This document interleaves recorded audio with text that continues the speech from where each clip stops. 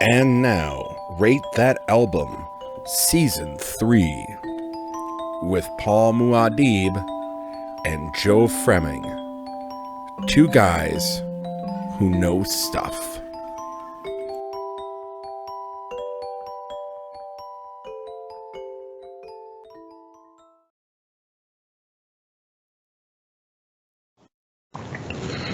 Hi, and welcome back to Rate That Album, back and forth album review between myself, Joseph Fremming, and my good friend Paul Muad'Dib.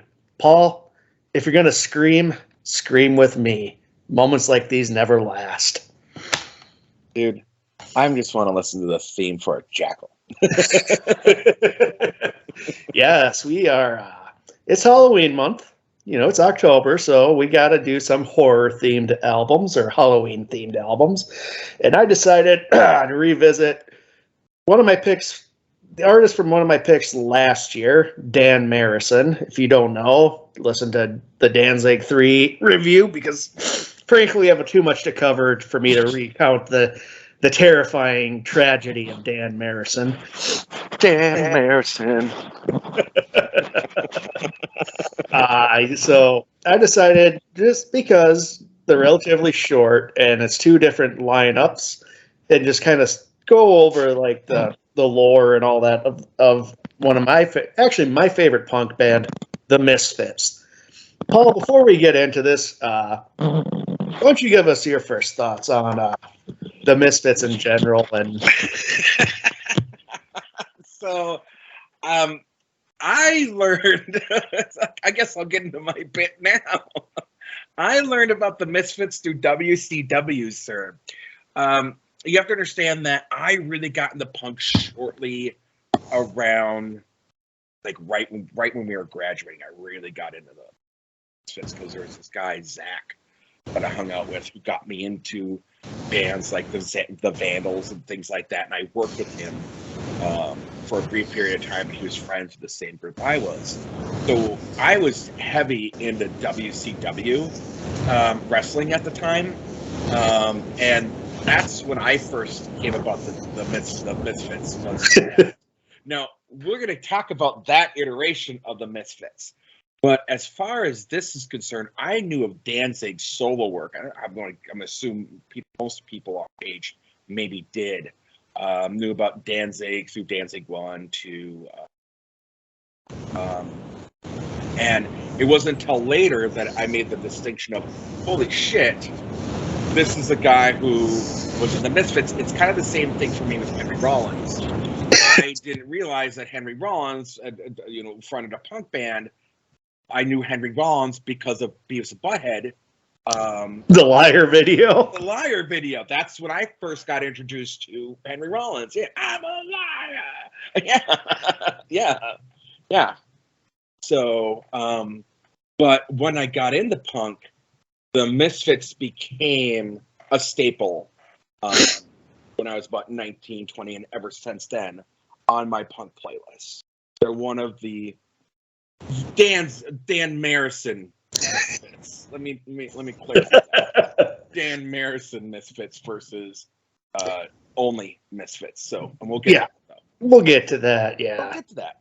Yeah. So, I think I talked about I found out later too, like I was into Danzig and stuff, and then all of a sudden, my buddy Joe and I found out, like, oh shit, Danzig was in a punk band, the Misfits, and he bought Legacy of Brutality and was like, wait a second, this is that song that Metallica does, Last Caress. Mm-hmm. And so that kind of, and then we also, like, around that same time, he found at a used record store the first Sam Hain album, which is like even harder to find because that shit's been long out of print at that point, and then they only kind of printed it a few more times after.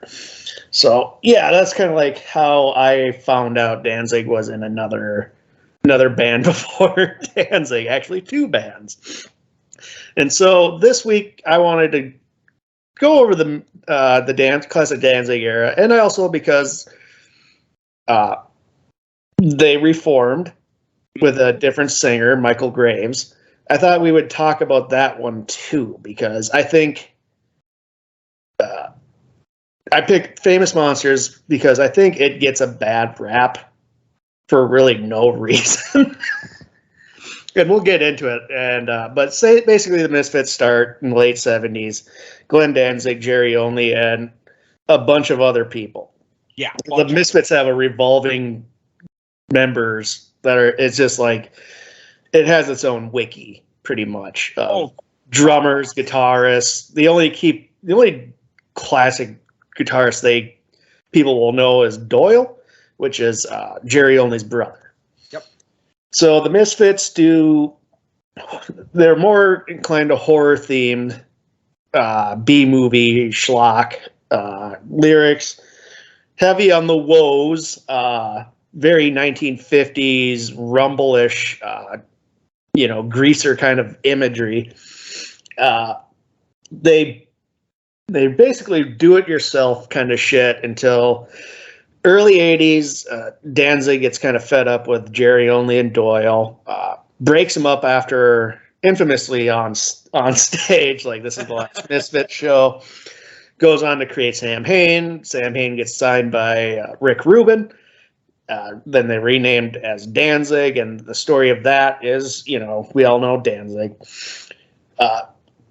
After the Misfits, Jerry Only and his brother Doyle go to work with their dad's auto parts factory, I believe, in which after a while they become born-again Christians. And they come up with a Christian metal band called Christ the Conqueror, each spelled with K's. Oh, Christ almighty. Yes.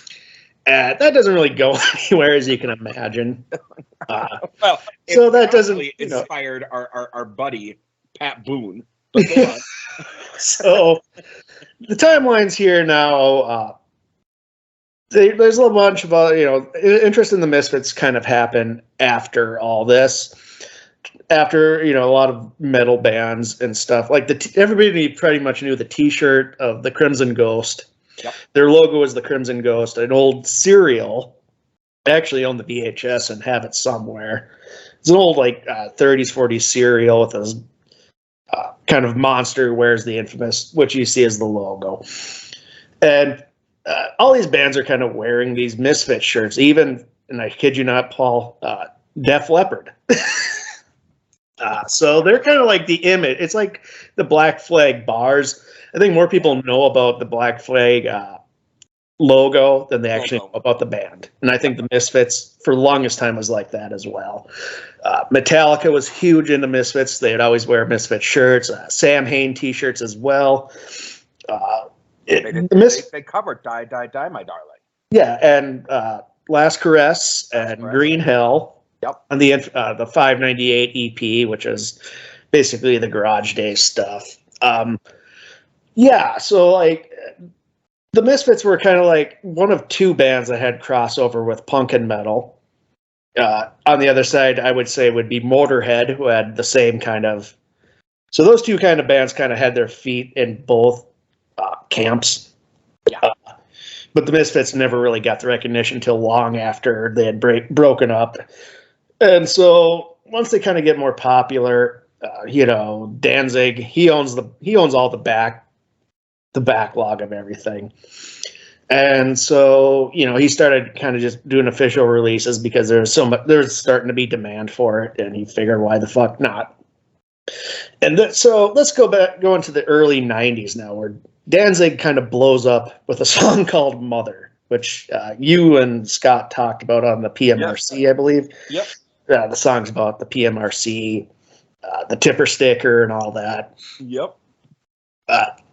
Once his star's rising, Jerry Only and Doyle decide, hey, maybe we should reform the Misfits. To which Glenn Danzig has no fucking interest working with those guys again. No, none. And so, hence, we get this legal battle. Jerry Only thinks they are entitled to songwriting credits. Danzig nope, I wrote all those songs myself. I wrote all the music for it. And since his name's on the, songwriting credits, obviously he's going to get that.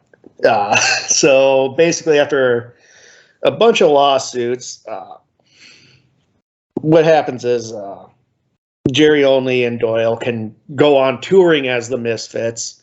Allegedly, they have to say who's in the band because Danzig didn't want people to buy tickets and thinking he's in the band. Right. They never really did that. But Danzig gets the control of the entire back catalog, of the stuff people know. So that's kind of where that all lands with that. They've been in lawsuits probably nonstop since the late 80s, Paul. And to the point now they're on their reunion tour kind of thing. Yeah, the original Misfits, which came out from a lawsuit between Jerry Only and Glenn Danzig. So I thought so. Yeah.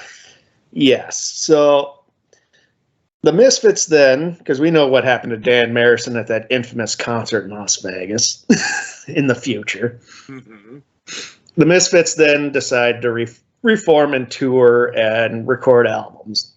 And they hire one Michael Graves.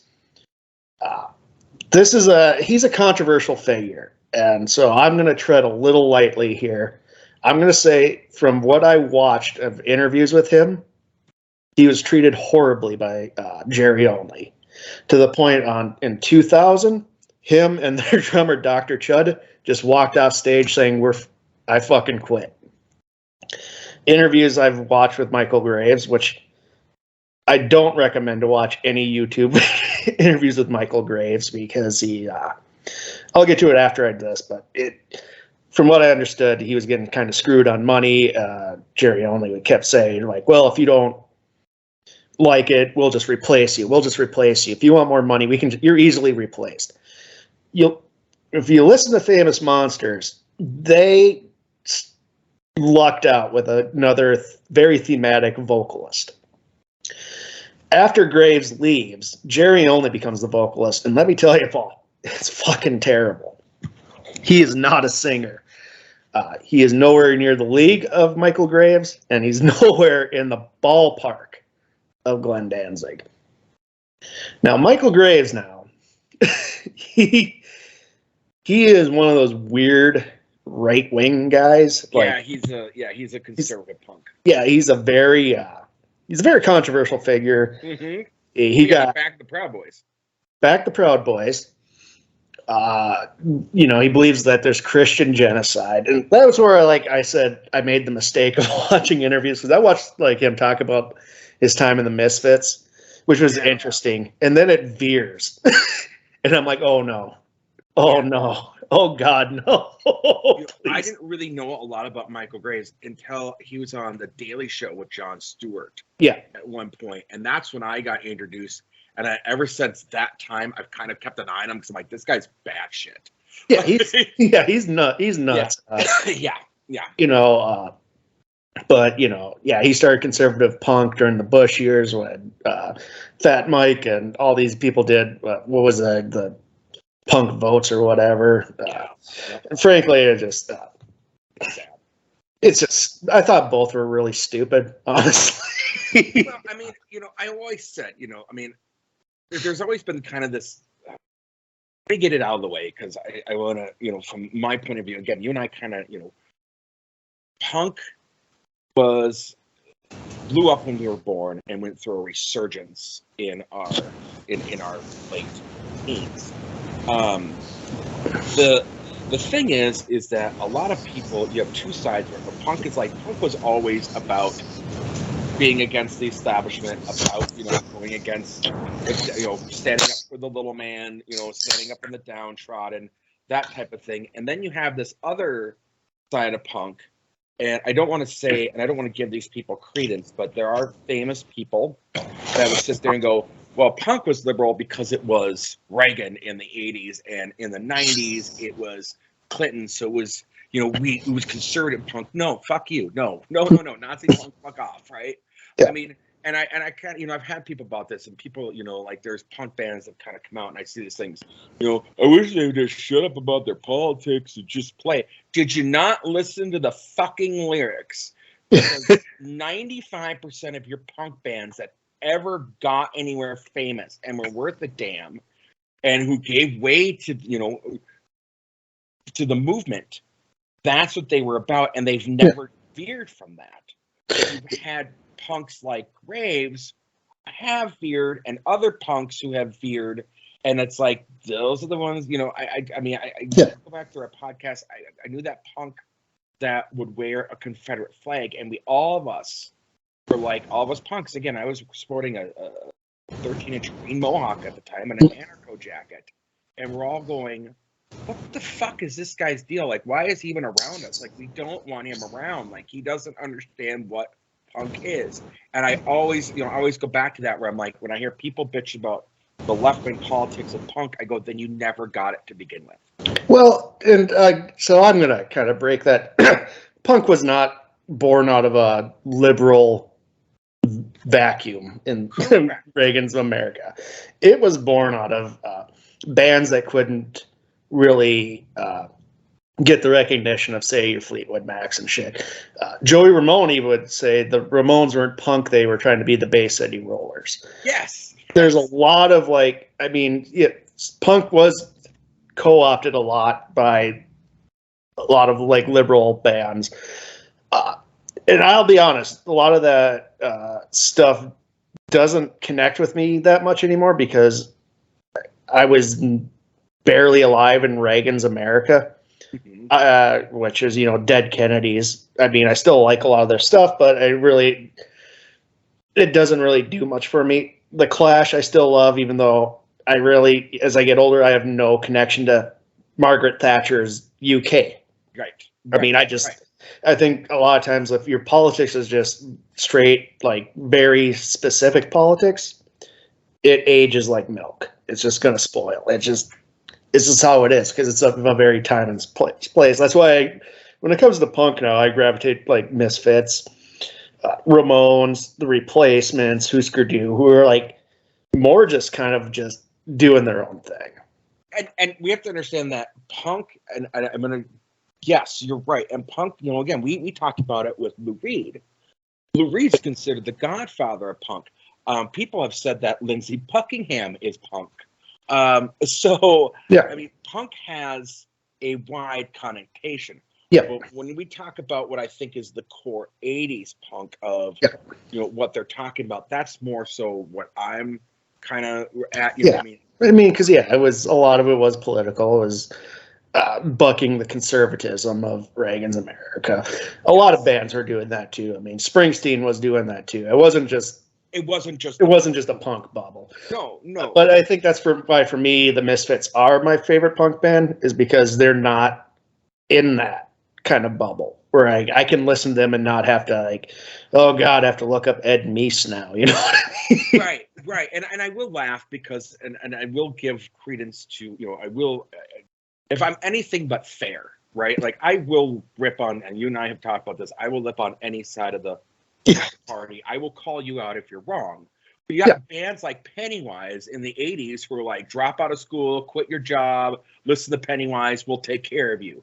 And then they did a reunion in the mid in the aughts and the 2010s, and we're coming out and doing, hey, quit your job, don't listen to your parents, listen to Pennywise, we'll take care of you. And it's come on, guys, grow up a little bit. You know what I mean? Yeah. And so, Graves falls on so there are spectrums with punk, and there are conservative. There's not really a lot of conservative punk bands that do political stuff, thank God, because that would just be fucking terrible. If you look at the politics of Glenn Danzig, he is very much not a liberal. So, no. So, when people Graves is a part of the Proud Boys, and Danzig was very vocal about how much he hated Barack Obama. So, where was your outrage about that? Very selective with that shit. Completely agree. But again, Graves' politics aside, I still feel bad that he was treated like that. I don't, on a human level, people shouldn't be shat on like that. That rubs me the wrong way. And it seems like with the Misfits, the general asshole in the room has always been Jerry Only. So we'll get into that. We'll get into that. So I got some stuff when we get there. Okay, so we're gonna start, Paul, because I just want to I want to save the best for last. We're going to do the Danzig one last. Okay. Well, because that's just we'll get into it because both of these albums, ironically, were both released in the 90s. We were reviewing Famous Monsters and The Static Age. So, Paul, let's get into Famous Monsters. Okay. What was your initial thoughts hearing this? So this is the Misfits I knew about before Danzig's Misfits. So you have to understand, again, I'm going to get a little bit into it because I want to tell a little bit about the craziness of how I knew about the Misfits. So we talked a little bit about it last week. ICP was in wrestling as well. They were in the WCW. And they left to start their Insane Clown Wrestling. And WCW wanted to have they were in a bad time. Like 1999 was a horrible time for WCW. Like this is when they started to lose the Monday Night Wars. They had a big run. Like they were winning. They were beating Vince McMahon at his own game. And then it all came crashing down for various reasons. Can I ask something about this? Would it be honestly said that WCW helped usher in the Attitude Era? So, okay, I'm glad you asked me this question. Yes. So what was happening real quick was in 1994, 1995, WCW was bleeding talent. Wrestling had done really well from the Rock and Wrestling Connection, which was MTV's partnership with the WWF at the time. And people of our generation and maybe a little bit younger don't remember this, but Cyndi Lauper was involved, and that was. I mean, she was in the. Weren't all those wrestlers in the Goonies music? We're in the Goonies video. Captain Lou Albano was not only in the Goonies video, but he was in Girls Just Want to Have Fun. Captain Lou Albano is the only Mario I will ever recognize, Paul. He's the only Mario. He was Mario. Yeah. So in the Super Mario Brothers Super Show when we were kids. That show was so great. So good. I always. You know what? I watched it on Netflix like 5 years ago. I was still. Yeah, it was like 8 years ago. Still held up for me. Yeah. No, again, and I loved it because every Friday they'd have the Zelda cartoon. And that's what I was into, although they made Zelda, Link a fucking prick. But point is that, yeah, so in 1994, 1995, wrestling was really hurting, and WWF was bleeding talent. Vince McMahon was convinced he was going to go out of business. So Hulk Hogan jumped ship because WWF couldn't afford him anymore. Was that before or after the the steroid case, too? That was after. That was after that was around the time. Like I think the steroid trial was 1991, 1992, around that time. And Hogan got on. Everyone looked bad from that deal, but Vince won because it's Vince. And so then WCW does. They get Kevin Nash and Scott Hall, Razor Ramon and Diesel, and they get Macho Man Randy Savage with his Luke, and he brought his Slim Jim ad money with him, and that really, really pissed off Vince McMahon because that was a giant cut in revenue. And all these wrestlers started kind of bleeding out, and they were not prepared for this. So WWF was going through a terrible time, and WCW brought out the NWO. They realized that the internet was picking up, and they were smarter. They were ahead of Vince on this. That the internet was picking up that it was fake, this and that. So they're like, what can we do to make it real?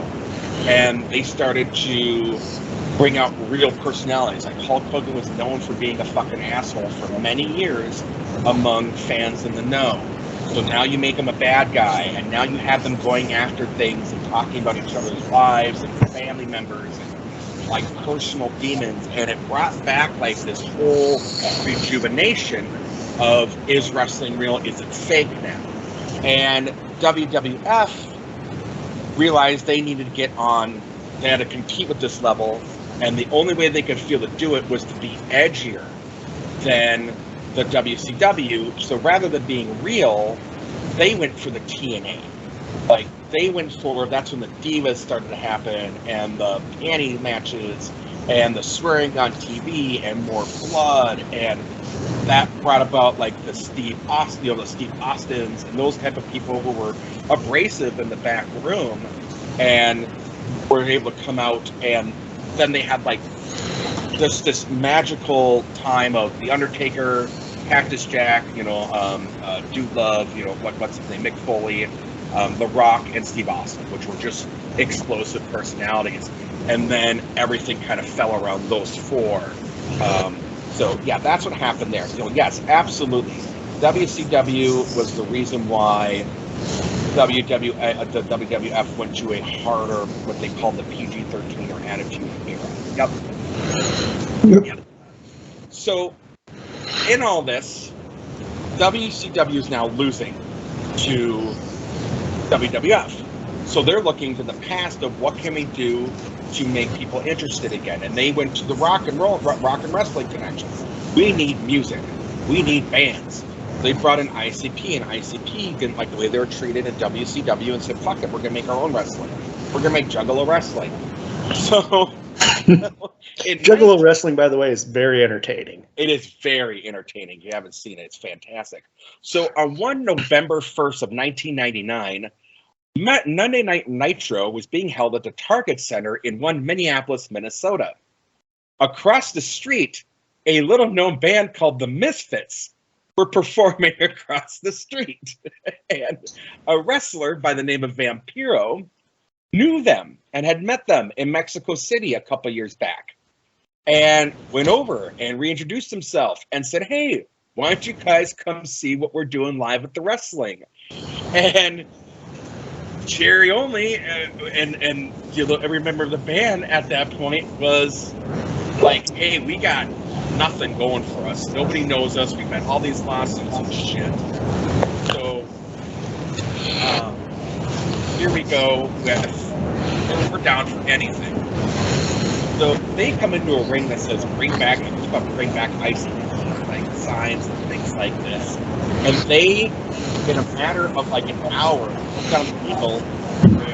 They would have Jerry and Doyle intervene in a wrestling match with Vampiro. Now they are in WCW to the point where Doyle is doing Vampiro's makeup for money. He and Jerry are being kind of booked as bodyguards. Because they're not actual wrestlers. They're just... Jerry Only went nuts with this. He bought a wrestling ring for his house. Literally was like, I'm going to be a wrestler. Like, this is going to be part of our band. Like, this is going to put us to new heights. Like, he really thought that he told Vampiro he was going to be the next Hulk Hogan. Jerry Doyle, ladies and gentlemen, or Jerry Only. Yeah, so, I could see them being wrestlers and they got the theatrics and all, but it's just, given how fucked up they are as a band, I don't envision Jerry lasting long.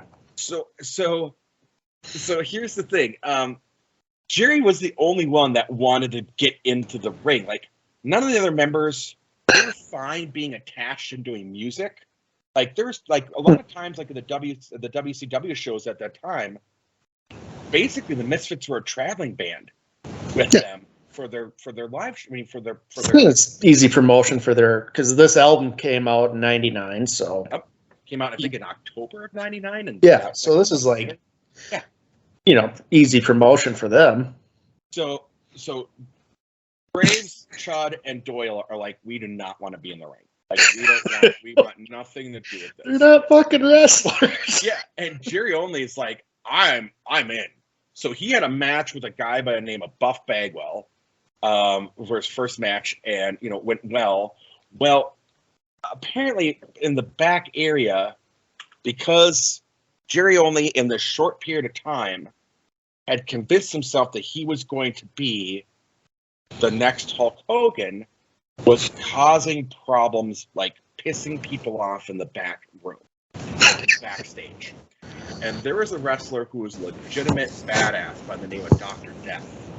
And there was a wrestling event called a Brawl for All, which was this thing that WWF had done in 1998, where they thought it'd be a money draw because actual wrestlers would actually fight in the ring. And in the back room, like all the ups had this guy, like Dr. Death, was going to win this. He didn't, and he ended up actually getting injured from this real fight, and then fucking up his hamstring and being released from the WWF. So the WCW picks this guy up. He's a legitimate badass, and they're going to put him in a cage match with fucking Jerry Only, who's been pissing everyone off in the back room. So, like, this Dr. Death literally threw him during this match in this cage across the ring into the door of the cage, busted him open what's called the hard way, meaning for real. Completely blood's pouring everywhere in this match. Fucking, they get him out of the ring, give him the win, and Jerry Only's got a 14-inch fucking stitch on his head from this fucking wrestling match. Meanwhile, Doyle is causing problems because he's pissing off one Macho Man Randy Savage by stealing his girlfriend. George. So, well, as long as he's not stealing his towels. Don't you steal my towels. My towel. Yeah, don't touch my fucking towel. So apparently Macho Man, he and Miss Elizabeth had broken up, and he was dating this girl by the name of Stephanie Bellers, who caught the eye of Jerry Doyle, and she liked him back, and she left Savage, and Doyle ended up getting married, and they were performing they performed together under Doyle's band, The Gorgeous Frankenstein.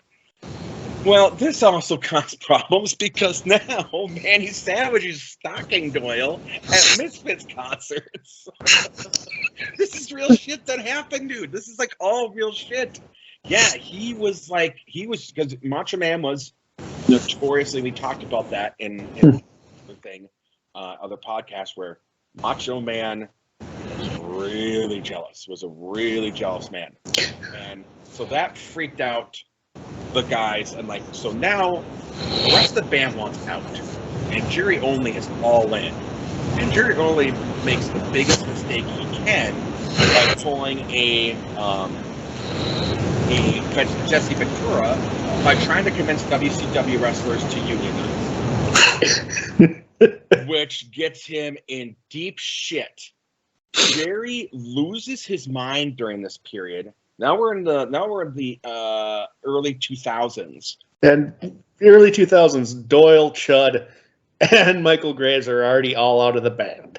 Well, and this is the thing, was what had happened was Jerry lost his mind. So yeah, and again, it's funny that they broke up on stage with Danzig, with Dan Marrison. They broke up on stage with Graves as well. Yeah, they broke up on stage in October of 2000.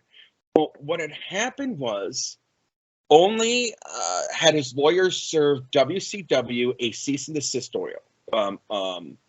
order once, like, the band was out, and again with Macho Man and everything, they're like, and with kind of what was going on backstage, even Jerry was like, dude, we got to get out of here. So lawyers are involved because Jerry Only loves lawyers. We know that. So he is now slapping WCW with a lawsuit to get rid of their logo, to get rid of their music. They can't do anything because he had been convinced himself that the WCW wanted to take the band's merchandising, just like Danzig, and they thought he was going to get fucked over like Dan Marrison, and then accused the higher-ups of trying to steal the other members of the band and turn them against him. And then he convinced himself that Graves, Doyle, and Chud were going to replace him with Vampiro. So by October of 2000, because of all the things that happened in WCW, this led to why this iteration of the Misfits broke up. Yeah. So like Graves, he doesn't get into that, I'm sure, because of the legal ramifications. There's a lot of legal shit there. But basically, what he was saying is, like a lot. I believe he kind of paraphrased all that crap, which is imagining when he said that was this part. But he was like, yeah, so like Jerry only would be like, yeah, we can replace you with anybody, blah blah blah, and just like treating him like shit. And then they actually replaced him with a different singer. And then they asked him why he wasn't at the video shoot for Scream. So he had to drive to Canada and he was a day late. George Romero directed the video. But yeah, this is a band with a constant history of what the fuck, Paul. Oh, yeah. The WCW thing just makes me wish it could have been like the simpler times when they were arrested for grave robbing in the 80s in New Orleans.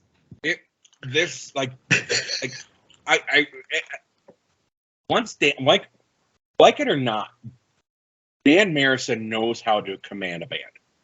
Yeah. And, well, to a fault, but he's.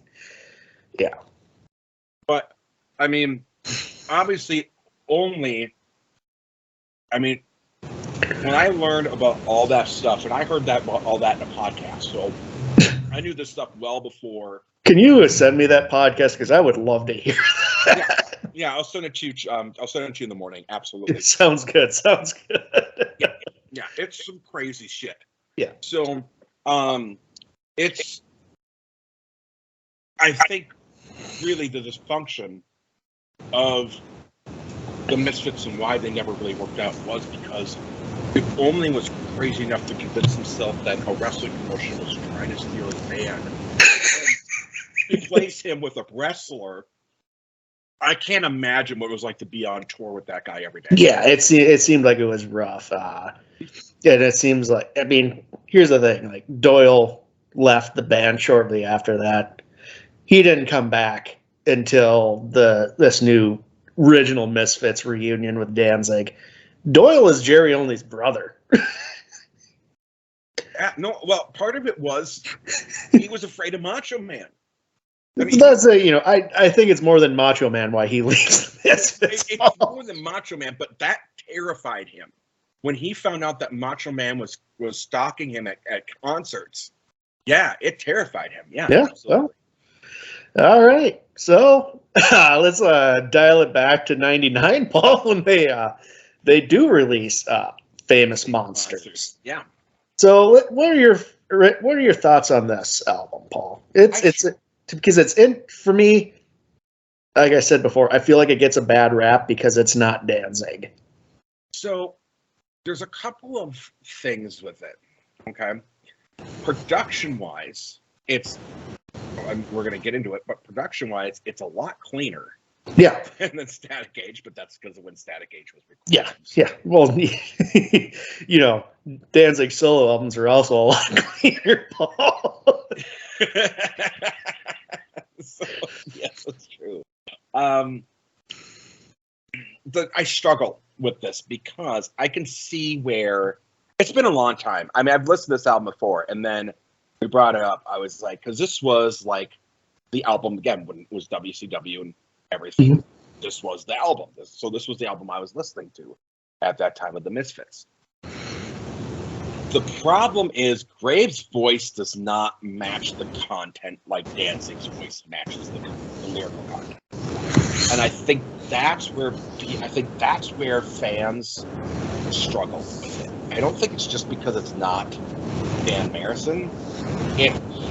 The subject matter of what they're singing about doesn't, for me, the vocals and the tone and the way he's singing it doesn't match the monster and the horror theme that Dan Marrison did and maybe some other bands that we'll talk about.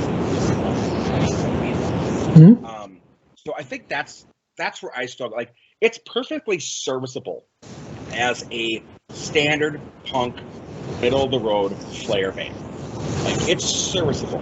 But when you put these things like about aliens and monsters and horror, and you got kind of that pop punk voice of Graves, it doesn't meld.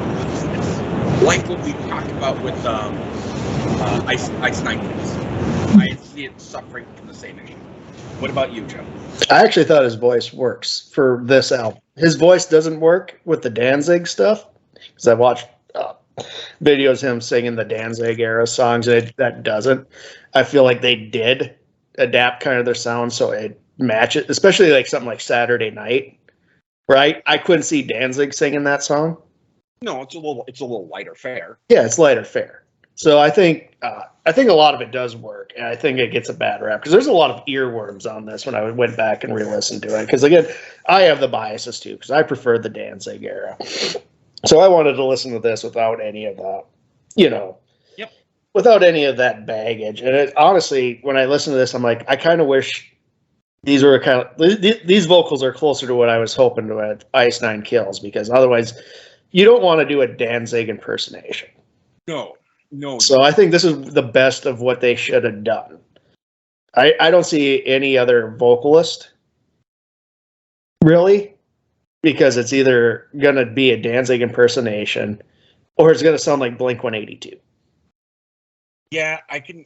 So that's why, I think his vocals are, they're serviceable, and I think at times I enjoy it on some of these songs because it's very pop punky. It's very much of what was popular at the time. Oh, it's very pop punk. It's Blink, it's the Vandals. It's, I think they're now copying the bands that copied them, but that's fine. I mean, the band was going to continue on. It could have got a lot worse. If you listen to The Devil's Rain, the Jerry only vocals. God, Paul. No, it's not good. And I think for me, I think what it is there is the fact that it's not Danzig. And again, I wonder if it would have made more sense for yes, like Saturday Night's a little bit lighter. I don't know. I think they maybe should have moved away from some of the horror maybe a little bit. And, that's my thought. That's their thing, though. I know it's their thing. I get it's their thing. But that's just, again, that's my opinion. So, I mean, I think it's hard for us to go track by track on something like this, Joe. Yeah. But we can if you want to. Yeah, I just kind of I'll bring up the songs I like. Okay. And you'll bring up the songs you like, and then we'll kind of talk the ones that don't work. Yep. Okay. Fair enough. So let's start with you. Which ones do you like? Okay, so I love Forbidden Zone because I love Planet of the Apes. And I will say this, that's one on mine as well, but go on. I think the chorus to Dust is pretty catchy, so I like that. That's 2. Saturday Night I love. Saturday Night is one of those best on the album. It's the best. This should have been the single. That should have been the single, no question. This is like, I put Saturday Night up there with like my favorite Danzig era because it's fucking good. It's like, it's a fucked up love song about murdering a woman. And then I would do after Saturday Night. I like Helena, which is based off of Boxing Helena. Boxing Helena. Oh yeah. So we got the David Lynch connection because what's his daughter's name? Yep. Jennifer Lynch directed that, starring our Audrey Horne, Sherilyn Fenn, and I like Descending Angel. So those would be like the 5 songs I really enjoyed. I felt like those were solid songs. So for me, Forbidden Zone, Dust to Dust, I will say I can handle Scream. Saturday Night's amazing. Pumpkinhead, because I love you love Pumpkinhead, don't you? Well, I love Lance Hendricks. I love Hendricks. Anything he's in, I will watch it. Descending Angel and Helena. Those are the ones. Yeah. So we're pretty much the same. Yep. Because they're.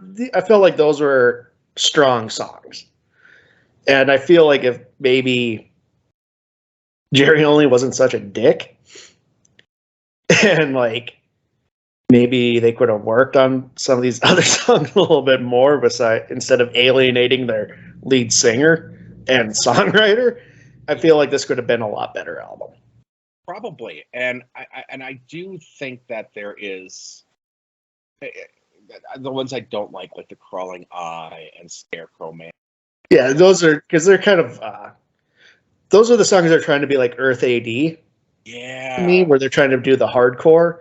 Yep. And honestly, Paul, I don't really care for the hardcore Danziger Misfits. Like, "Mommy, Can I Go Out and Kill Tonight" is probably the only one. I love that song. Yeah, I do. but I do. like like Earth AD, I rarely don't ever listen to. But I have to say the reason why I love "Mommy, Can I Go Out and Kill Tonight" is there's a humor value to it. Yeah, because he's like, "Mommy, Can I go out? Yeah, tonight." Yeah. And so there's a tongue-in-cheek humor to it. Yeah. And I think that's also why I like Saturday Night on here.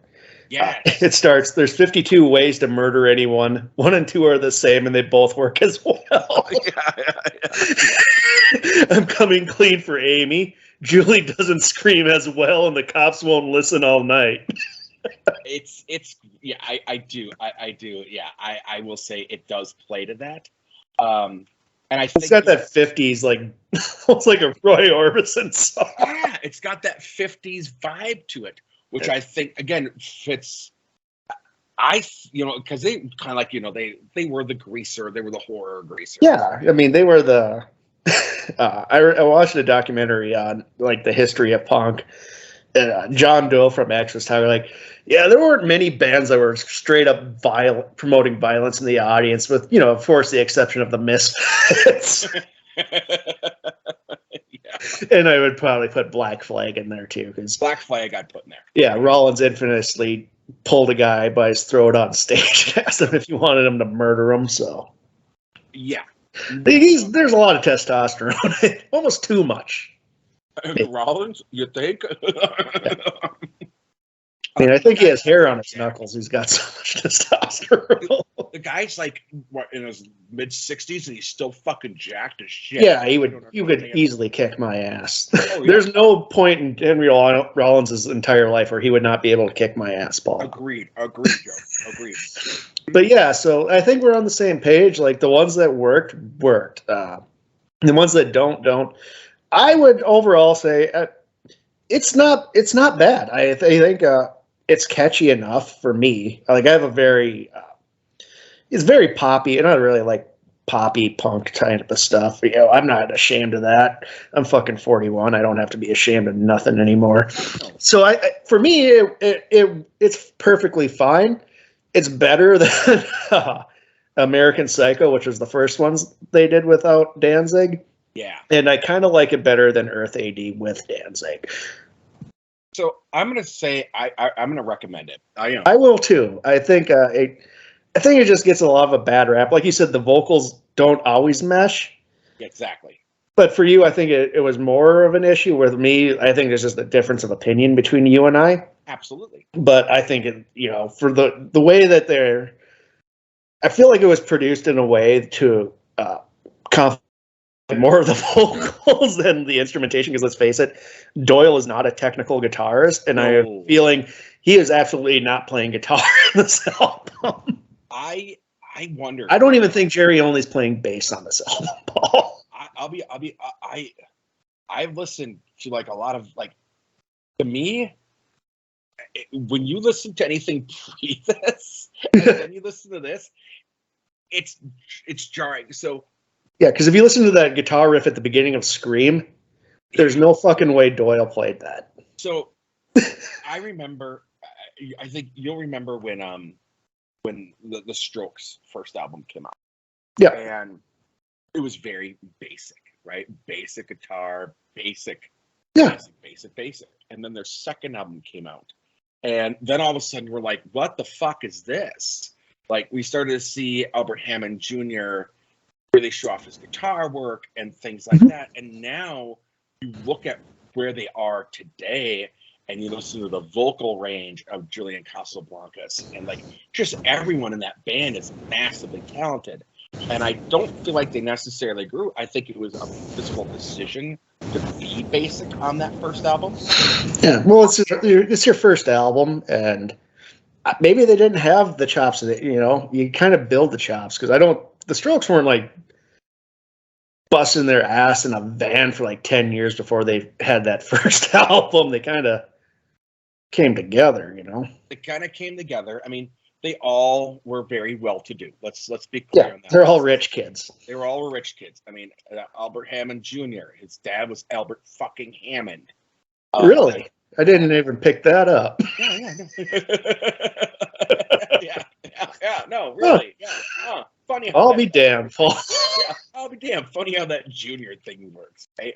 So, I mean, this is a kid that was surrounded by money and all the best music, you know. So there's no surprise to me that he was super talented. So I think there was kind of some marketing there, some packaging with them, which was, well, be this basic, you know, this basic band, you know, the Strokes, and then you guys could come out and really wow them. And I really think that was a marketing thing. But here, here is you have a long line of slop, and then all of a sudden you have this, and you go. I honestly think they added better musicians on here, Paul, because of how well put together the Danzig albums were. And if you're always going to be compared to John Christ from Danzig as a guitarist, you don't want Doyle. No. You want the best session musician you can to do the technical stuff that you would hear on Danzig 1 through 4. I'm convinced there's a lot of session musicians on that. Yeah, I am too. The personnel on the wiki page says it's just them, but I don't believe it. Maybe I believe Dr. Chud played all the drums, but and Michael Graves sang his vocals, but that's where about as far as I'm going to trust that wiki. Yeah, I mean, and let's be fair. Dr. Chud, the reason why he didn't want to get in the ring, the fight, and the wrestle was he wanted to be able to keep drumming. Yeah, and he's not a wrestler. Dr. Chud knew what was going on, Paul. Dr. Chud's the heart of that band. So, yes, but you and I completely agree. Yeah, we lean to the songs that popped, and yeah, I would say it's worth it. I mean, here's the thing. It's not going to be Danzig era. The lyrics aren't as fucked up as Danzig because, face it, I don't think anybody in the band wanted to go as dark as Danzig is. It's just not who they are. But it's perfectly fine, and fuck, man, it's not every day you get a song about the Planet of the Apes. Or Pumpkinhead. Pumpkinhead, yeah, or Boxing Helena. Boxing Helena, you can't even stream Boxing Helena anywhere, Paul. You got to buy the physical copy. Yeah, no, you do. Joe Bob Briggs was right, man. Like, it's easier to fucking censor the shit now that it's all streaming. Yeah. But no, I and again, the songs that pop. Yep. And for that reason, at least for me, if a punk song works, it's going to work. Yep. And it's going to have, to me, a mass appeal.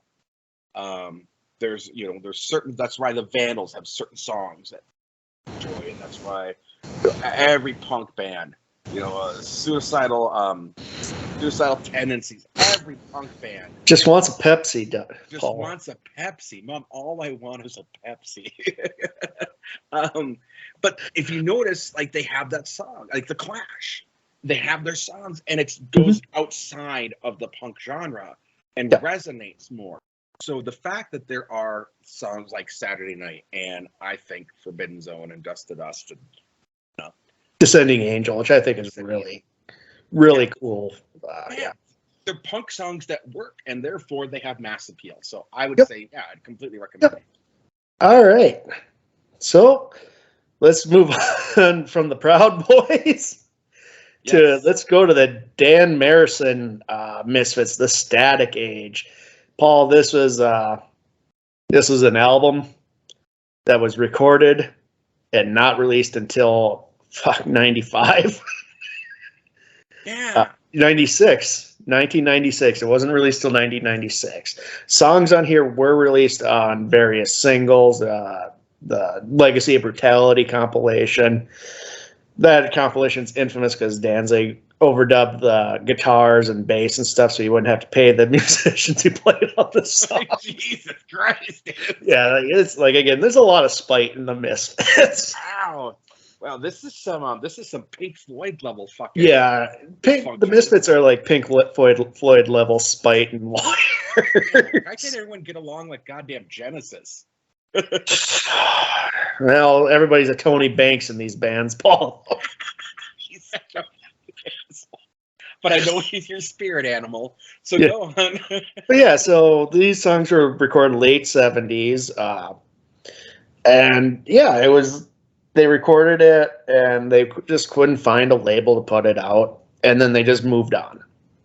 And then once the resurgence of the Misfits, after these lawsuits with Dan Marrison and Jerry Lee, Danzig puts out this box set of like the Misfits collections, the Static Age, a live album, and like studio outtakes or whatever. And like, if there's anything like throwing shade at the new Misfits, this was presented as a CD box set in a coffin.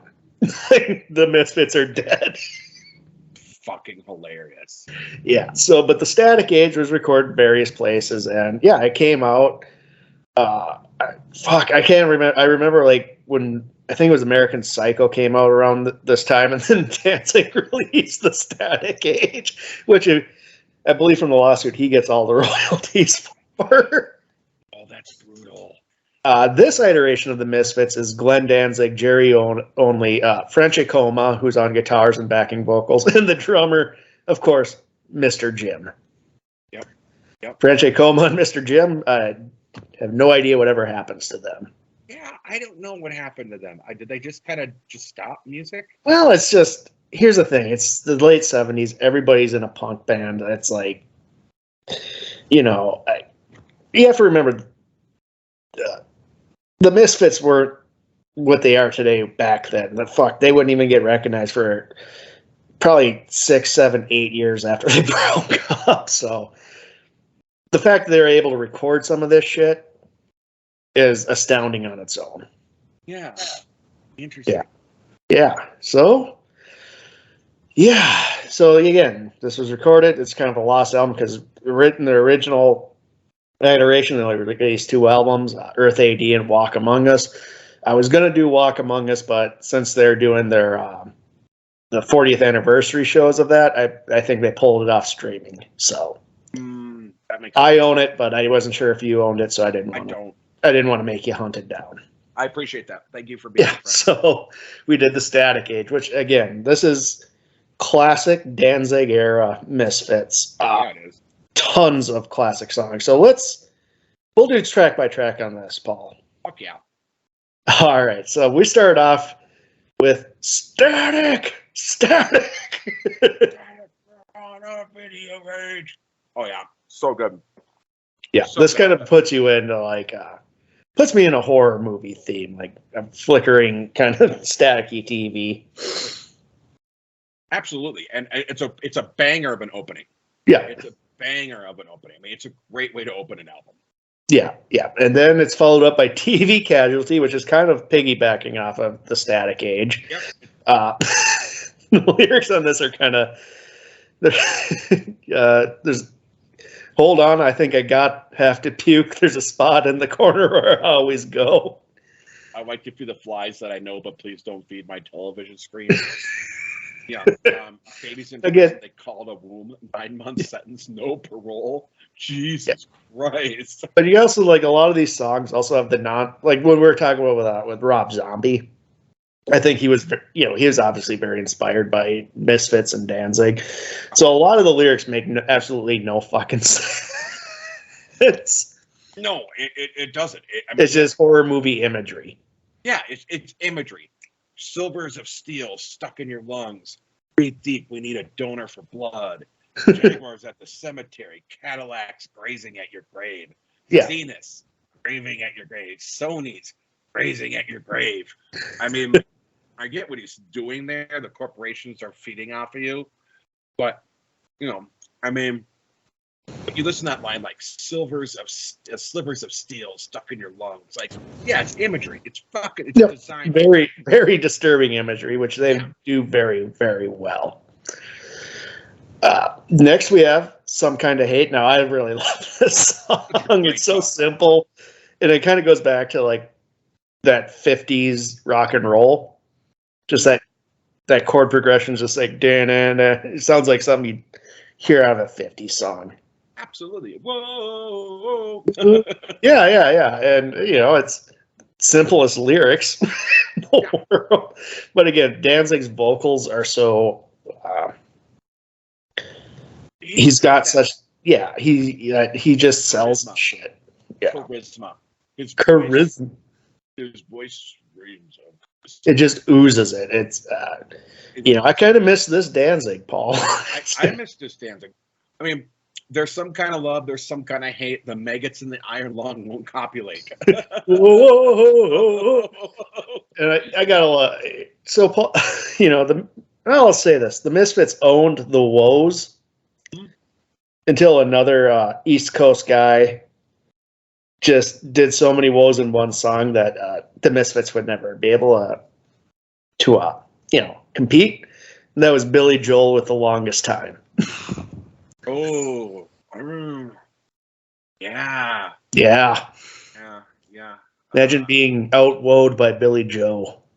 Well, I mean, there's worse people to be outwoed by. Whoa. I mean, what was that REM song that Michael Stipe threw in the was it the haze? Because he wanted to have the most amount of haze in a song, so he threw it in there. Yeah. I think that's what it was. What song? The Haze? What was it? I don't remember. I think it was The Haze, where, yeah, he purposely did that to see how many he could get away with. He really did. Yeah, that was his like a little inside joke to him in the band. Like, how many can he get away with before someone goes, okay, what are you guys doing? Next up, we got the classic, the song I think everybody knew was Misfits but didn't know was Misfits was Last Caress. Oh yeah. This is the lyrics on this are still kind of jarring even in 2022. Oh gosh, yeah. He opens up with, "I got something to say. I killed my baby today. I killed your baby today." Yeah. And it doesn't matter that much to me as long as it's dead. Well, I got something to say. I raped your mother today. And it doesn't matter that much to me as long as she's spread. I mean, that's some dark shit, dude. Like, that's a little... Yeah, you shouldn't have gotten away with it back then. I mean, it's amazing to me that, again, I believe they shelved this album, correct me if I'm wrong, Joe, because the label was like, we're not going to release anything until you start giving us singles. Last Caress was put on Legacy of Brutality. I think they might have done a single for it. But you have to understand, when the Misfits did singles, it was, privately pressed. So a lot of I watched a thing on this. So the cool thing about this era of the Misfits is they started a thing called the Fiend Club, where they got like a newsletter every month. They could order hand silk screen shirts, like they're silk screening them themselves. Oh, cool. Danzig was pressing these vinyls and then putting them in, and sending them out. If these people joined the Fiend Club, I think for free, or they might have to pay like a little bit. And so, these are the labels, I believe, were hand glued by the band and all that. So it was really cool what they were doing. Okay. So, yeah, I mean, this is... Ooh, yeah, there's some dark shit on this album. All right, so now we get Return of the Fly with Vincent Price, Paul. So good. This is I think this is it's one of the only direct references to an actual horror movie. The rest, I think, are lifted through the imagery. But yeah, he's calling out Vincent Price right away, and Helen Lombard. He calls out a lot of people that kids today would have no idea, and we'll get to that with Bullet. have no idea. You would not know, and you don't need to know for listening to this podcast. I've already killed you guys with the WCW wrestling stuff. I'm not gonna go into Patricia Owens. So let's not. And Really, Paul? You spent the first hour of the podcast going over wrestling. Such an asshole. Oh, all right. Next up is actually my favorite song on this album. It's Hybrid Moments. I don't know why.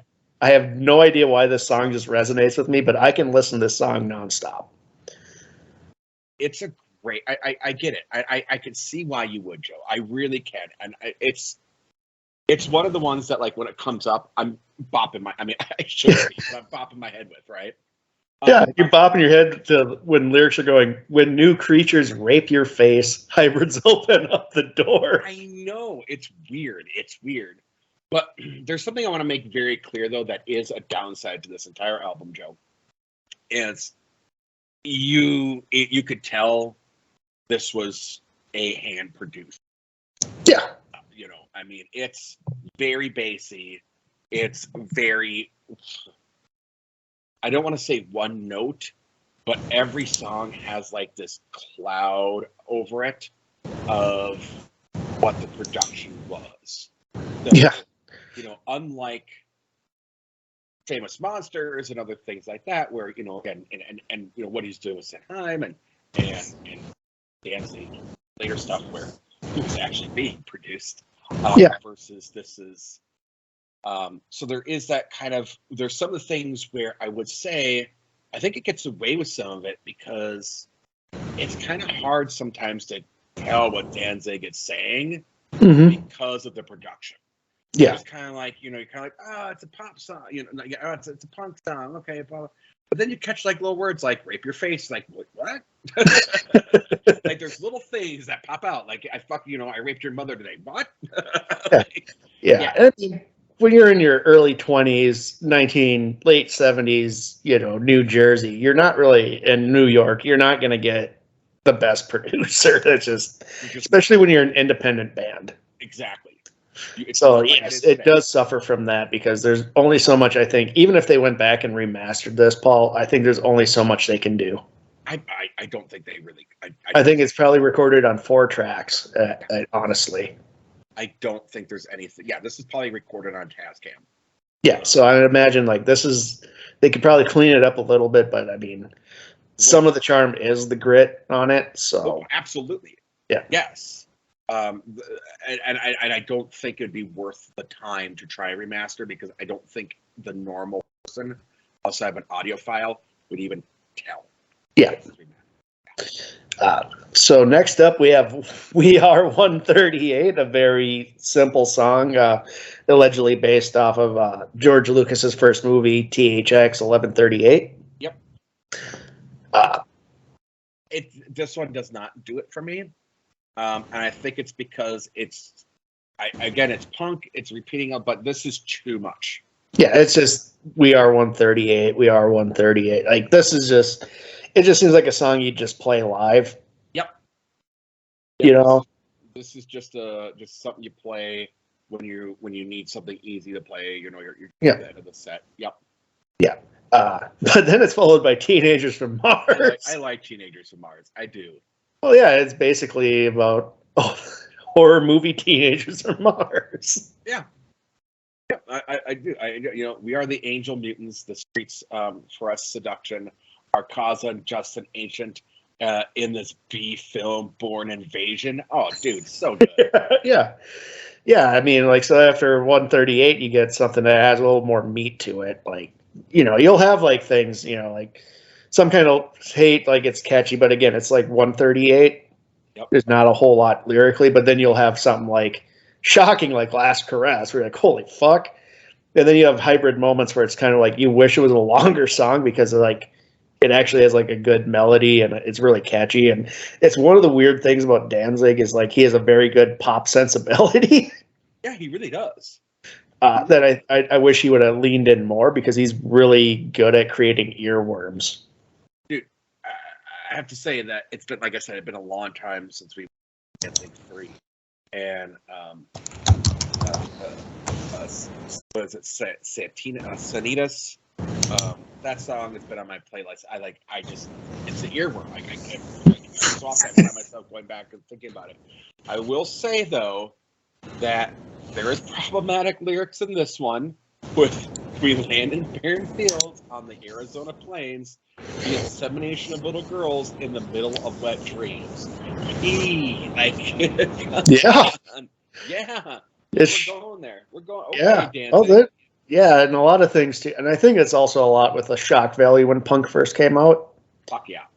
So, like a lot of it was to really rattle. That's why a lot of the Ramones had the Nazi insignia kind of stuff, and that stupid piece of shit Sid Vicious wore like the swastika shirt. I think there was just like this thing like we're gonna like fuck the norm so much that we're just and I think it gets tiring for me. Like I really don't. I'm with I don't give a shit about that stuff. So I did when I was an edgy 20-year-old. yeah, yeah, but no, now it's just like ugh. Yeah. No, now it's just like there was a movie called Feast, and there's 3 of them. It's a trilogy, and it suffers from the same thing. Like again, I watched it. I'm like, you know what? If I was 17, 15, 16 years old in the fucking early 90s, I would have been all over this movie, and this movie would have been a big deal. But because it was made now, and it just there are scenes in it that were just there to be an edgelord. Yeah. It doesn't work anymore because, and I don't think I mean even with my kids, like they're not into the edgelord stuff either. They look at it and recognize it for what it is. Like, yeah, it's shock for shock value. Yeah, but so this is definitely a product of its time, essentially. Yeah, yeah. But I mean, it's still like he'll have those fucked up lyrics, or it's problematic in the middle of like one of the catchiest songs on the album. Yes, and Teenagers from Mars, we don't care. It's so. I mean, yeah, it's good. It's really catchy. It's really pop sensibility. We don't need no introduction, no visas, no Rene Blanc. In human reproduction, we're here for what we want. It's okay. We know exactly what you're talking about, Danzig. Next, we come to the longest track on the album, clocking at 5 minutes, which is weird because most of the songs are under 2. Yeah. Come Back. What do you think of Come Back, Paul? No. I didn't like it. I didn't. It was too, like, again, you got these 2-minute punk songs and then you do this and it's like right in the middle. Yeah, it slows it down. Yeah, it slows it way down, and it honestly, I think it's like an anchor in the middle of a fucking boat. Yeah. Like, I think it would have worked probably better at the end of the album, maybe. I think so. When you're done with all the stuff, and now it's time to leave the bar. It's time to leave the show. We're gonna do this, 5-minute thing and slow things down a little bit and get you ready to fucking leave. Yeah, I think it fits there. Yeah, because even it's slow, it still has like again the pop sensibilities. Like it's not necessarily a terrible song. It's just placed in a bad spot. And this is kind of like these slower songs is kind of like what he would kind of do with the first Sam Hain album. He would have like a lot of these slower type songs on it. So, and that doesn't. And you know me, I typically like the slower songs. I think it's because of the production value as well. Yeah, and Sam Hain's even worse because that was even lower fi than this. So yes, I would love to see Danzig go back and pick some of these songs and redo them. I know he's not. You could listen to the Legacy of Brutality album. That's exactly what he did, Paul. Fair enough. And I think he did that with the collections too, like Collection 1 and Collection 2. I think him and Eerie Bond re-recorded the bass and guitar and vocals on that. So I'll have to check that out. Yeah, message me that later. Yeah. Then we have another edgelord song, Little Angel Fuck. Yep. Doesn't do much for me. No, it's It's edgelord. I mean, little angel fuck. I've seen you down on a fire plug. Yeah. Oh, little angel fuck size for everyone. Yeah, I think like Come Back and Angel Fuck, he's trying to do like show off like he can do like Elvis-y type songs. Yeah. But we know that because we already heard his vocals. Well, and that, yeah, and he just hasn't become Jim Morrison yet. Yeah, well, he's already been Jim Morrison. Yeah, now he's Dan Marrison. Yeah, now he's Dan Marrison. That's right. He was already Jim Morrison. Now he's Dan Marrison. And Yeah. he wants to, he was very poetic as Jim Morrison. And here he wants to be more edgy and like he wants to make sure that nobody ever would find out that he was Jim. Yeah, yeah. And then we go, this is actually one of the classic songs, Hollywood Babylon. Yeah, this is a classic song. I like this song a lot. It took a while for it to grow on me because it's like at the first part of the collection, and like this and She on those collections really is like a slow, it doesn't really represent the band that well. So like I always was a little on the fence, but when I listen to it on Static Age, I like it a little bit more. It fits. I think it fits really well. I mean, who came along for the ride? Hey, you can't come inside. This is kneel for sex. It's heaven coming on her chest. I mean, come on. He's a man. Classic Danzig could string some words together a lot better than later Danzig. That's for sure. Yeah, he could really turn a phrase. Next we have Attitude. This is not my favorite. I mean, it feels like a Black Flag song, honestly. It sounds like them trying to do like a Rollins era Black Flag. I think this might be before a Rollins era Black Flag. It feels like I could see Henry Rollins singing this song. Fuck yeah. Oh yeah. 100%. Inside your beat up brain, there's probably a whore. If you don't shut your mouth, you're gonna feel the floor. Yeah, and this is infamously covered by Guns N' Roses on the Spaghetti Incident, sung by Duff McKagan. That was a mistake. It was a mistake, Paul. It was a mistake. We don't let Duff touch the microphone. Yeah. Although when I saw them live, he did Search and Destroy, and he did a pretty good vocal on that. His vocals, weren't as blown out as Axl, so he actually sounded a little better. Oh, yeah, I mean, I suppose I think maybe that would have saved Guns N' Roses. Just on a side note, if they'd had someone who could actually sing for with the fourth song in when Axl Rose blew his every fucking tour. I think I love Guns N' Roses, but I think they would have benefited from a second vocalist to help with that. I think of that with like a lot of bands, like even like Led Zeppelin and The Who. I think because you're putting all the weight of those complicated vocals with all those bands on one person. And I think that's tough. I couldn't imagine doing that. I will say one of the things I saw was one of the first times I saw the Jules Holland show. If you remember that show was a live show. They have bands on, and it wasn't even a talk show. It was just literally like we have three bands. We'll give them like 2 minutes to talk, and then we're just gonna play songs. And I remember Radiohead doing Paranoid Android, and I went, holy fuck, how are they gonna do this live? And one of the Greenwoods, I was blown away because he can do Tom York. So, like on the album, it's Tom York, doing Rolling It. They were doing it live. It fucking worked. It worked well, and that shocked me. Yeah, I think that performance part of it's at least on the documentary Meeting People is Easy, right? Yes, it is. Yeah, because I have that, and that sounds very familiar to me. So. Yeah, it's amazing, and I think more bands would have done better with that. But here's the problem: is that with Guns N' Roses, you had Duff, and with the Misfits, you had only. Yeah. So up next, we got the closest we'll ever get to a political song by the Misfits, "Bullet," Paul. Yeah. Yep. Boy, what do we do with this one? I don't want to touch it with a 10-foot pole. I mean, President's bullet-ridden body in the street, ride, Johnny ride. Kennedy's shattered head hits the concrete, Johnny ride. Johnny's wife is floundering. Johnny's wife is scared. Run, Jackie, run. Texas is an outrage when your husband is dead. Texas is an outrage when they pick up his head. Texas is the reason that the president's dead. You gotta suck, Jackie, suck.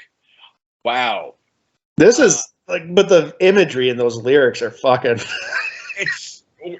I'm seeing the fuck is a Pooter film. Yeah, I mean, again, like we said, Danzig could turn a phrase around. Like the lyrics, it's just so uncomfortable. This song, and I think that's kind of what they're going for. And I'm on board for most of it until he's talking about masturbating me. Yeah. Till we get the entire. Okay, I will touch this with a 10-foot pole. Let me just do this. I'm not proud I'm doing this right now. A riot, Jackie O. Jonathan F. Kennedy will rise and be shot down. Dirt's gonna be your desert. My cum will be your life source. And the only way to get it is to suck or fuck or be poor and devoid and masturbate me. Masturbate me, then slurp it from your palms. Like a dry desert soaking up the rain, soaking up the sun. Oof. Yeah. Yeah, 1978, this was edgy. 2022, what the fuck are we doing? 2022, I'm still quite shocked by this song. I'm not someone that gets shocked. This is shocking. Like, if this isn't shocking you, I'm actually concerned that you might be a sociopath. Yeah, it's a shocking song. I couldn't imagine hearing this in 78 because it's only been 14 years since Kennedy was dead. Yeah. Like, that's still pretty fresh. Like, I know people go, it's been 14 years. You got to understand that was the president. That's the president, and it was the first one since fucking Lincoln, and it was on TV, and it really, then it let it, that defined. I mean, that was our 9/11. Right now, people are starting to make 9/11 jokes 20 years later. Yeah, Yeah, so it's shocking. It's still shocking. Like. Yeah, and again, it's catchy because Danzig knows how to do that. So, I guess the one thing that I don't it's done for shock value because it doesn't mean anything. Again, it's that we talked about where Rob Zombie got this from, but it's gibberish. It's just a bunch of words strung together that he went, oh man, that's going to piss off some people. That's all it is. There's no real. It's basically just kind of describing Kennedy getting shot. Yeah. Like it's almost like a snapshot until you get to the shocking part at the end. What I mean. I'm talking about the shocking part itself. Yeah, because like before leading up to it is very specific imagery. Very no. And like I think that's so well done, and then it gets to that, I'm just like. Yeah, you lost me. Like, and that's the thing. Like I said, this is pure edgelord. Like this was made. I can literally see him writing this, going, "Yeah, that's gonna piss everybody off." Like that's all he's writing it for. There's no meaning behind it. There's no anything other than I'm being a dick. Yeah. And then we get. I would say these last few songs are actually like the most horror kind of vibes to them. Starting with Theme for a Jackal, Theme for a Jackal, because it feels like there's like a piano here, but I don't know if it is. Yeah, I could tell. I mean, I could see. It sounds like there is, but I'm not sure. But I like this. Like it's more. It sounds like the audio equivalent of a horror B movie. Yes, and that's why I like it a lot. Yes, and like it just really feels this, and then the last song, I really feel like horror. Like like this sounds like it should be the soundtrack to an old black and white horror movie. Absolutely. I mean, you get the things like acceptable from this little sister on the front lawn, bitch, she is from the inside out, your dead daughter in the river, engines gained by your liver, play theme for a jackal, play. Like, yeah, you could definitely see that being like a black and white horror movie.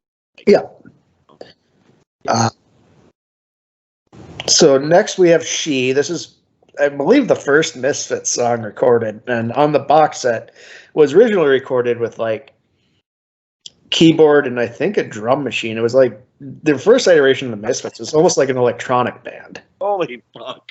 Yeah, I yeah. It was like Danzig and some woman. Oh, interesting. Yeah, yeah. So like, it's weird hearing the evolution of this song. It really is. It's weird. Yeah, it's not my favorite Misfits song, but it's one of those curios. Like Danzig just wouldn't let it go, so he kept recording it. Well, it isn't about Patty Hearst, isn't that? Yeah, yeah. Well, the machine gun in her hand and all that. So yeah. Yeah. She's got a rich daddy. She's a daddy's girl. She loves the affairs. She's lost control there. Yeah. Yep. Spinal Remains. I feel like this is another like in the theme for a jackal kind of another slower song. Like I'm kind of glad they put these slower songs toward the end. I wish they would have put Comeback in this lineup. Yeah, I do too, because it just Comeback slows down the momentum. Yep. But again, this wasn't even really a proper album, so fuck, I don't know. Maybe Danzig just threw them all in random order. Yeah, in lyrics, we have no reason, but we still have fun. Down to the floor, baby whisper my name. Yeah, when when you rip my back to shreds, I dig my boots in the soft remains of your. Yeah, I mean, I feel like these last four songs are kind of what Misfits are running with going forward. Yep, yeah, especially with Walk Among Us, very much lyrically, not sound wise, but lyrically, more of the grotesque horror movie stuff. And then we cap it out with In the Doorway, Paul. In the Doorway, which is, I think if you're going to end it, this is a good song to end it with. Yeah. Absolutely. I think this is a smart way of making it.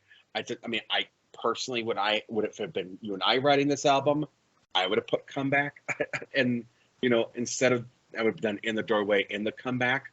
Maybe Comeback into the Doorway. Yeah, swap those. Yep. Spots. Those. Yep. But overall, I mean, it's, again, the imagery is fantastic. Light in the doorway, shining so bright. In the doorway, clench your hips. For the flesh, you tore my prose. In the doorway, animal lie, like the doorway as you hide.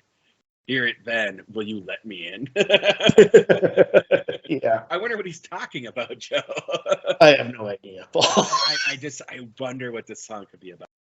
I'm starting to suspect Dan Marrison was kind of a horn dog. I'm wondering if that was maybe his thing. I'm wondering if he was full of testosterone, booze, and cocaine at this time. Oh, probably a lot of things, Paul. A lot of things. So, Joe, what's your impression of the Static Age? Oh, it's a stone cold classic. There's so many classic songs on here. So, I mean, yeah, there's like Comeback slows it down. Like I agree with you. Like In the Doorway should probably have been after Teenagers from Mars, and then put in the Comeback at the end. Yep. But yeah, I like it. I mean, like, not all the songs work for me. It's Misfits are like, I love them, but like I don't love every song by them. So sure, yeah, shouldn't love every song by every single. Yeah, exactly. But yeah, this is probably, I think, a really good introduction to the Misfits if you want to get into the Misfits. This has like the classic songs on it that would probably, like, if you like this, then you'll probably like their other stuff. If you don't like this, you probably won't like anything they did. So, yes, I'm going to go with you on that one as well. You have to understand this production value. This is what you're going to get. And if you, I could see where people would not be able to get it just for the production value alone. But well, the subject matter too. Some of the lyrics. Well, I mean, I think the production value is probably the least of their work. The bullet offends you. But I could see people getting into it and, like, not being able to understand some of the lyrics. Again, hearing the word rape here and there. I mean, there are certain things you're not going to hear every fucking word, No. but if you can get past the production value, now your next barrier to entry is the subject matter. So, I mean, you should know if this is for you or not. Yeah, going in, you either know or not. It's horror punk. Yes. Yeah, it's if you like horror punk, and then because they started it. Yep. You'll probably like it. If that's not your thing, you're not gonna like it. I mean, if you love Danzig, you'll probably like this a lot. You probably won't like the production value a lot because, again, it's lo-fi, not as lo-fi as Sam Hain. Sam Hain is a whole other ordeal, but that's a whole other ordeal. Yeah, but this is the production value is very much late '70s punk band with no money. Yep. But it sounds a lot better than a lot of other late '70s punk bands with no money because I think. When Danzig put this out, he probably invested some money to just get some of this mastered up, sounding a lot better than probably as best as he could. Yeah, I mean, and what do you? I mean, this was the fact that it was released in 1997 did it no favors in terms of new people coming. Right? Like if you go into looking at this, going, "Oh, it's a 1997, Misfits album." Oh. You're gonna be in trouble. Yeah. I mean, it was it's one of those lost albums that like existed in word of mouth.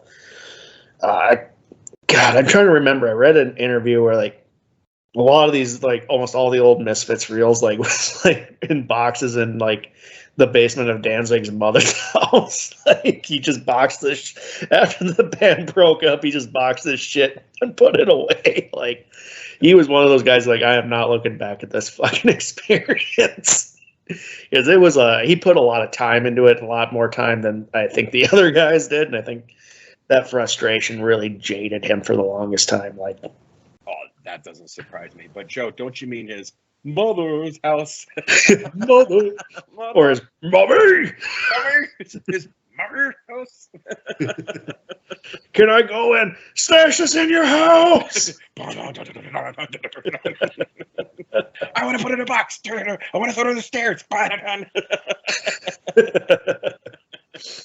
Yeah, you think these songs are hard to understand? Wait till you listen to "Mommy, Can I Go Out and Kill Tonight"? Oh, I actually had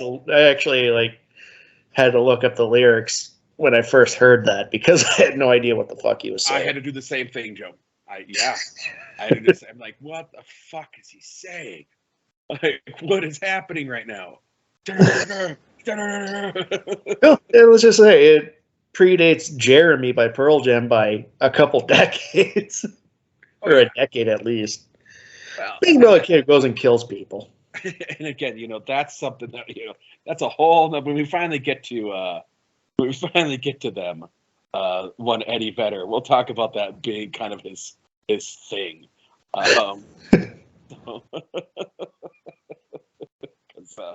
I remember doing karaoke and doing Black, and none of the lyrics are right. And I remember looking at the karaoke DJ and going, I'm just going to sing it the way that it is because this is not right. So Joe, that's 2 albums that we did. Yep. That we both recommend from different versions. Yep. They weren't all 100%, but the songs that do stand out on both of them stand out very well. Again, like, aside from Michael Graves' politics, I still think people should probably check it out if you're a Misfits fan. The Danzig era, obviously, this is essential. Yeah, it's essential Misfits. Yeah. Whew. That was a lot of Misfits, Paul. That was a lot of Misfits and a lot of wrestling.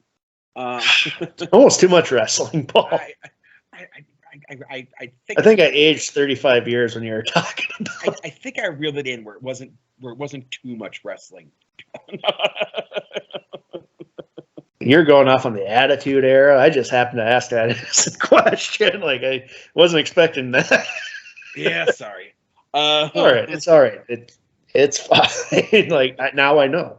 Yeah, well, and for that thing, just so you understand, that was like the reason why that era. I don't watch wrestling anymore. I listen to podcasts about that era wrestling. In that time, that was like some of the best memories I had with my old man. We were still getting along, and that type of thing. So like, kind of nostalgic for me. So I kind of go back, and I podcast about that era. And I remember kind of sitting there. It was a calm period, of me and my dad's relationship, where we would just sit there, wouldn't argue, wouldn't fight, yell at each other, just sit there and watch wrestling, and we would agree, like, oh my God, that guy's a dick. Oh, he's such a... It was like the one thing in the world that we could watch and agree upon. So, that's just kind of a nostalgic time for me in that regard. So I'm kind of like, I'll go back and I'm always been fascinated with like behind the scenes. Like, have you ever watched like Dark Side of the Ring or any of those weird ass stories? That's far more interesting than what was going on in the ring at the time. Like, who would have known that the Misfits, bassist stole Randy Macho Man's girlfriend? Like, why is that even coming out of my mouth as a thing that happened? Because we live in the dumbest timeline. What was going on then? Well, Joe, what do you guys got going on at the Joedown? Our next review for Halloween month is Children of the Corn. Yes, sir. And the one we're doing after that is the 2013 remake of Evil Dead. Wow, okay. Because I've never seen it. Okay, I'm not going to say my piece on it till after you see it. I will say this about Children of the Corn. We have your woman, Outlander. Oh, Isaac's the oldest looking little kid I've ever seen. Remember the rumor that was Carrot Top when we were kids? Malachi? Malachi. Yeah, Malachi was Carrot Top. That was the rumor when we were kids. I don't remember that. Oh yeah, no. Someone's like, I remember a kid in high school. I'm not going to say his name, but saying to me, yeah, that was Carrot Top. I was like, no, it wasn't. Is this the same person who told you that fake ending to Twin Peaks that was more fucking bizarre?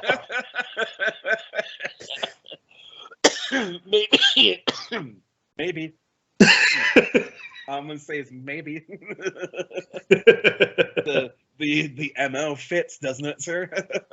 It kind of does. It kind of does. And honestly, I still want to see that finale of Twin Peaks you described. I want to see that finale of Twin Peaks, right? Like, it feels only he could come up with something as Lynchian as Lynch. All right, Joe. Well, do you want to ask me what we're doing next week? What are we doing next week, Paul? We're jumping back into death metal, Joe. Okay. We are going to do a Swedish death metal band called Tribulation. And their 2015 album, The Children of the Night.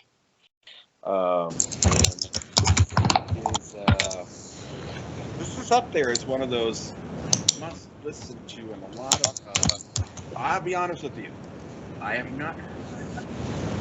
This was something I looked at when I was trying to find Halloween songs to play. Like on Halloween, I like to put out my Bluetooth speaker and play songs like Halloween, like not just like the stupid stuff. I can find like actual songs, like the Misfits and horror things. Mm-hmm. This is something that came across as like, hey, this is a must listen to for the Halloween mood and that type of thing. This is a must listen to album. All right. We're going to check it out together, and it could be another Porridge Radio. I brought it up real quick here, Paul. How do you pronounce the track 5? Let me look at which one here.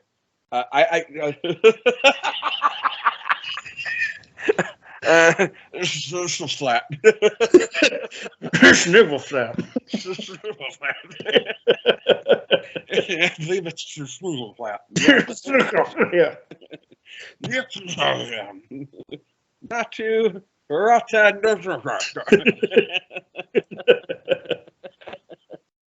Yeah, that's how you pronounce that. I don't know. I have a friend from Sweden. I can ask her. That's actually my mom's friend. I could have her ask. Yeah, I could. She grew up in Sweden, like she's from Sweden, so she goes on vacations with my mom. Shit, so I can ask her how you pronounce Schnurselflat.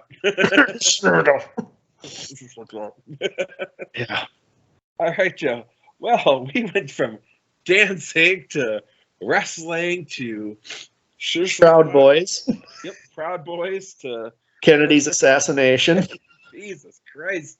This was what I think Paul McCartney would describe as the long and winding road, sir. Vincent Price was brought up. Yes. Yeah, and George Lucas's THX 1138. We had a lot going on in this one, Paul. This is one of our more bumpier, action-packed album. Daddy Hearst even made an appearance. Daddy Hearst made an appearance of all people. Hey. So, Joe, do you got anything else before we go? No, I don't. All right, Joe, do you want to take us out? No. This has been Rate That Album with Paul Muad'Dib and Joe Fremming. Thank you for listening.